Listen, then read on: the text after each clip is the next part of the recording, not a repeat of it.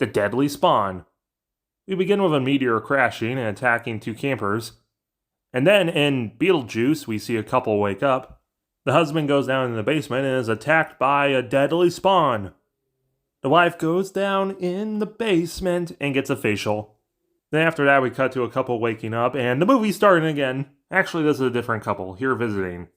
Then we meet the main character, Charles, and you could tell he's a movie fan, and the people who made this movie are actually movie fans because look all the crap he has. And there's no way someone in 1983 without Amazon has all this. And the reason he has all this is because Charles is played by Charles Hildebrandt, who's the son of the guy who made this Star Wars poster. And he's also an executive producer with his wife, and they also provided the house in the film. Either way, Uncle Balding decides to psychoanalyze Charles because he doesn't understand why he likes horror films. Just take a listen to Charles' movie picks. The Mole People, Frankenstein. The Terror from Beyond Space. I like that he references more obscure films. I do kind of relate to this because a lot of people didn't understand me for liking horror films and the macabre. But seriously, dude, Mole People? Really? Come on, Chuck. His brother Pete is more into science anyway. And he goes down in the basement and finds the deadly spawn eating the cable man. And it spits up the head of his mom. And fun fact, the head prop is owned by Gene Simmons. He was gifted it via interview in Fangoria. Small world. And then Pete's friends show up and they find a deadly spawn and they decide to dissect it. So this is the result of not circumcising your kids. And then some spawnlings ruin the vegan dinner.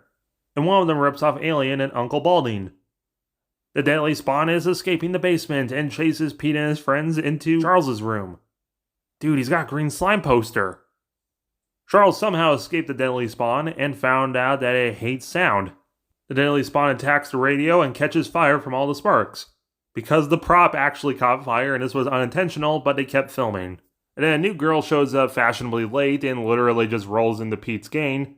Because the other girl left filming, so yeah, they had to get rid of her character. Damn, Pete's actor literally bashed his head on a window, and he kept going for one take climbing up a building with no safety. Dedication. I climbed up several unsafe buildings in my day, but if I bashed my head on a window, I'd be done for a month. Charles tries to stop the spawn with a head on a stick, but oh no, he forgot to plug it in. He screwdrives the spawnling. He manages to plug it in and blows up the spawn, which fades right into the police taking care of the rest of the spawn. And this guy is the cable man from earlier. Pete gets the girl, she slams her hair into the door, and everything is all right. Shit. Final body count?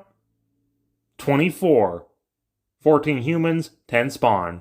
There was a sequel planned, but it was unrelated, and eventually morphed into Metamorphosis the Alien Factory. And as for this film, it's alright. The acting's kind of mid-tier, there's some obvious reshoots, due to the film being made over 3 years. But the heart of the film are the effects. On a budget less than $20,000, the Deadly Spawn looks awesome. You can definitely see the dedication in the final work. The effects are so well, even Disney liked them and used the guy who made the Deadly Spawn for the Broadway play version of The Beauty and the Beast. It's a gory tribute to 50s B movies. It might not be the greatest film on planet Earth, but you can definitely feel the heart and dedication behind the film by a bunch of poor people from New Jersey who just wanted to make a good film. And I love Charles's theme of having an active imagination, yet he's surrounded by the dull reality that's forcing him to conform, due to them not understanding him. But in the long run, this turns out to help him, because his creativity is the thing that stops the spawn. So that at least elevates this to a 7 out of 10.